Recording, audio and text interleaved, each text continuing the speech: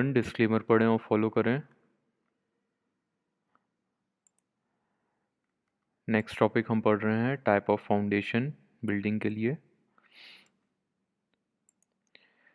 Building के लिए दो तरह की फाउंडेशन रहती हैं। पहला रहता है शैलो फाउंडेशन, दूसरा रहता है डीप फाउंडेशन। शैलो फाउंडेशन, जिसको हम उथली नींव कहते हैं, इसकी जो चौड़ाई है वो गहराई से ज़्यादा रहती है। ठीक है, तो इसकी हम डेफिनेशन पढ़ते हैं। यह नींव जिनकी गहराई उनकी चौड़ाई से कम होती है उसे उथली नींव की श्रेणी में रखा जाता है। हल्की व मध्यम भार की संरचना तथा अच्छी मृदा में यह नींव काफ़ी उपयुक्त रहती है। इस नींव का निर्माण व्यय भी अपेक्षाकृत कम आता है। ठीक, तो जिसकी चौड़ाई ज़्यादा हो और गहराई कम हो, चौड़ाई गहराई से ज़्यादा हो, उसे हम उथली नींव कहते हैं। और इसका उल्टा यदि हम देखें तो जिसकी गहराई ज़्यादा हो चौड़ाई से, उसे हम गहरी नींव कहते हैं। इसका अब उथली नींव और गहरी नींव में कौन कौन से नींव आते हैं वो हम देखते हैं। शैलो फाउंडेशन में आते हैं पहला आइसोलेटेड फाउंडेशन, दूसरा कंबाइंड फाउंडेशन, तीसरा कंटिन्यूस फाउंडेशन, चौथा स्ट्रैप, पांचवा राफ्ट। डीप में आता है पहला पाइल, दूसरा वेल। और भी कई तरह के फाउंडेशन रहते हैं, पर जो मेन जो कैटेगरीज हैं जो ज़्यादा यूज़ आती हैं इंडिया में, वो ये लिखी गई हैं। तो हम एक एक करके देखते हैं सारी फाउंडेशन को। अब इसको हम आगे देखेंगे एक एक करके। पहला हम देखते हैं आइसोलेटेड फाउंडेशन। इसकी हम रीडिंग लेते हैं। यह नींव हल्के स्तंभों थर्मलों के नीचे दी जाती है। नींव आयताकार, वर्गाकार एवं गोलाकार हो सकती है। नींव का आकार स्तंभ के आकार पर निर्भर करता है और नींव का साइज स्तंभ पर आने वाले भार तथा अवमृदा की धारण क्षमता पर निर्भर करता है। नींव का आकार इस प्रकार सामंजित किया जाता है कि नींव व स्तंभ के गुरुत्व एक ही ऊर्ध्वाधर रेखा में हों। स्तंभों तथा थर्मलों आदि के लिए वर्गाकार नींव उपयुक्त रहती है।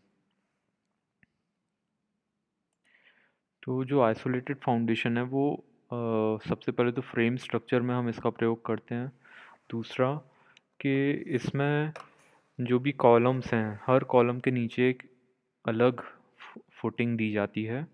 और पहले के समय में तो ये ईंट चिनाई से बनाई जाती थी, पर अब ये जो है आरसीसी के द्वारा बनाई जाती है।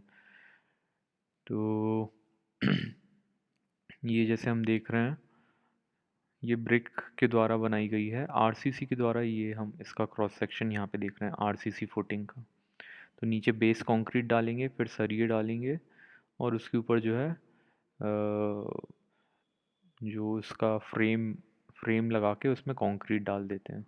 तो उससे क्या है, आइसोलेटेड फुटिंग बन जाती है। दूसरा हम देखेंगे कंबाइंड फुटिंग। इसकी हम रीडिंग लेते हैं। जब दो या दो से अधिक स्तंभ एक ही आधार पर आधारित हों, यह नींव संयुक्त नींव कहलाती है। जब बाहरी स्तंभ की फुटिंग बाहर की ओर नहीं बढ़ाई जा सकती तो उसके भीतरी स्तंभ की फुटिंग से संयुक्त कर देते हैं। इस प्रकार बनाई जाती है कि परिणामी क्षेत्रफल का गुरुत्वाकर भार केंद्र भारों के गुरुत्वाकर केंद्र की ऊर्ध्वाधर रेखा में हो। इसलिए इस फुटिंग समलंबाकार या आयताकार की होती है। तो ये हम देख रहे हैं कंबाइंड फुटिंग। कंबाइंड फुटिंग में क्या रहता है कि यदि दो कॉलम बहुत ज़्यादा पास में आ गए हैं और वो ओवरलैप कर रहे हैं, तो हम उसको अलग अलग ना देके उसको कंबाइंड फुटिंग हम दे देते हैं। अगला फुटिंग हम देख रहे हैं स्ट्रिप फुटिंग। स्ट्रिप फुटिंग क्या रहता है, जो दीवार जो रहती है उसके नीचे हम कंटिन्यूसली हम देते हैं। दीवार के नीचे ये हम जो लोड बियरिंग स्ट्रक्चर जो रहता है उसमें हम इसको देते हैं, फ्रेम स्ट्रक्चर में नहीं देते हैं। इसकी हम एक रीडिंग लेते हैं।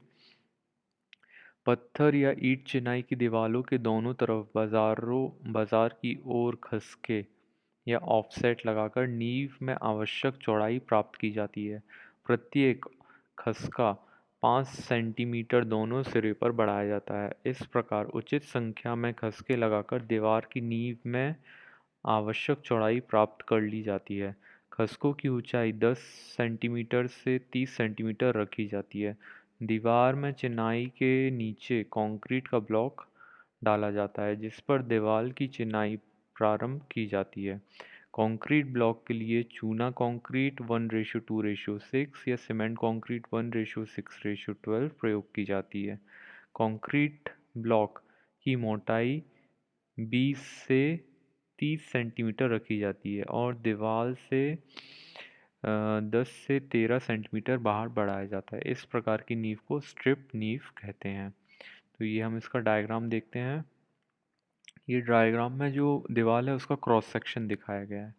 तो उसमें कैसा बताया है कि जैसे ये दीवार चल रही है लंबाई में, उसके नीचे जो है कंटिन्यूस नीचे फाउंडेशन दिया गया है। ठीक है, तो अभी हमने आइसोलेटेड देख लिया, कंबाइंड देख लिया, कंटिन्यूस देख लिया। अब हम देखते हैं strap footing.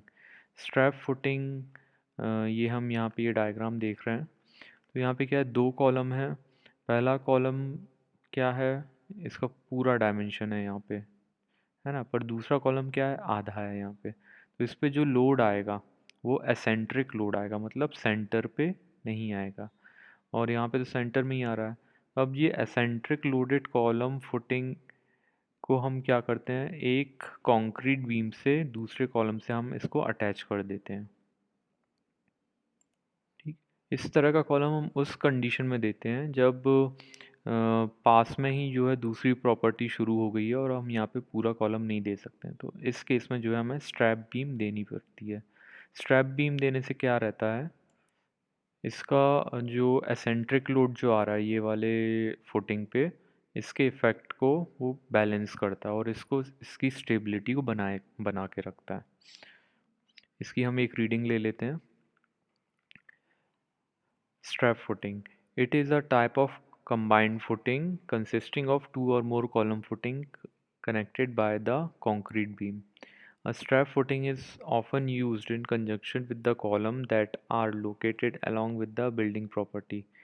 Typically, a column are centered on the column footing, but in condition where the column are located directly adjacent to the property line, the column footing may be offset so that they do not encroach the adjacent property. The result This result in the eccentric load on the portion of the footing causing it tilt to the one side. The strap beam restrained the tendency of the footing to overturn by connecting it to the nearby footing. तो इसमें वही बात बोली गई है जो अभी हमने डिस्कस करी कि जब एडजेसेंट प्रॉपर्टी है वहाँ पे हम पूरा कॉलम नहीं बना सकते, तो वहाँ पे हम इस तरह की फाउंडेशन बनाते हैं और उसको हम स्ट्रैप से कनेक्ट कर देते हैं ताकि ये वाला जो इसमें एसेंट्रिक लोड आएगा, एसेंट्रिक मतलब सेंटर में नहीं आ रहा है, उसको स्टेबल करने के लिए ये बीम काम में आती है।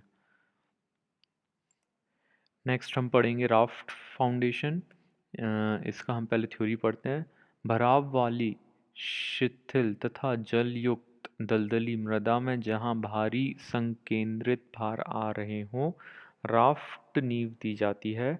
कठिन स्थिति में जब संरचना खाने माइंस के पास हो तथा स्कूव नींव या स्वतंत्र स्तंभ नींव देना असंभव हो, तब राफ्ट नींव दी जाती है। राफ्ट नींव में संरचना के पूरे क्षेत्र में आरसीसी का स्लैब फर्श की तरह दिया जाता है। स्लैब के दोनों दिशाओं तथा दोनों सतहों में प्रबलन छड़ें लगाई जाती हैं। स्तंभों पर आ रहे अत्यधिक भार को लेने के लिए प्रतिलोमित मुख्य धरण तथा द्वितीय धरण स्लैब के साथ बनाई जाती है। राफ्ट नींव मुख्यतः उन परिस्थितियों में बनाई जाती है जहां मृदा के आसमान ढसक या अनइक्वल सेटलमेंट होने की संभावनाएं हो सकती हैं। नींव का राफ्ट मृदा में उपस्थित सभी कमजोर स्थलों को ढककर एक प्रकार से पुल का कार्य करता है। यह नींव बड़े बड़े हॉल, औद्योगिक भवन, जल टंकियों, ऊंची मीनारों तथा भारी स्तंभों, बैंक और ऑफिस इत्यादि को बनाने में उपयोग की जाती है। तो ये इसका डायग्राम है। तो इसको पढ़ के हमें ये समझ में आया कि जहाँ पे मिट्टी कमज़ोर हो और जहाँ पे हम आइसोलेटेड फाउंडेशन नहीं दे सकते हैं, वहाँ पे हमें ये हमें देनी चाहिए राफ्ट फुटिंग। राफ्ट फुटिंग हम उस मिट्टी में देते हैं जो कि बहुत कमज़ोर है, जहाँ पे अनइक्वल सेटलमेंट होने का डर रहता है। यदि अनइक्वल सेटलमेंट होगा मतलब कि मान लीजिए 6 कॉलम है यहाँ पे, यदि हम यहाँ पे आइसोलेटेड फुटिंग बनाएं और उसमें से 2 सेटल हो जाएं और 4 एक ही जगह रह जाएं तो बीच में क्रैक आ जाएगा।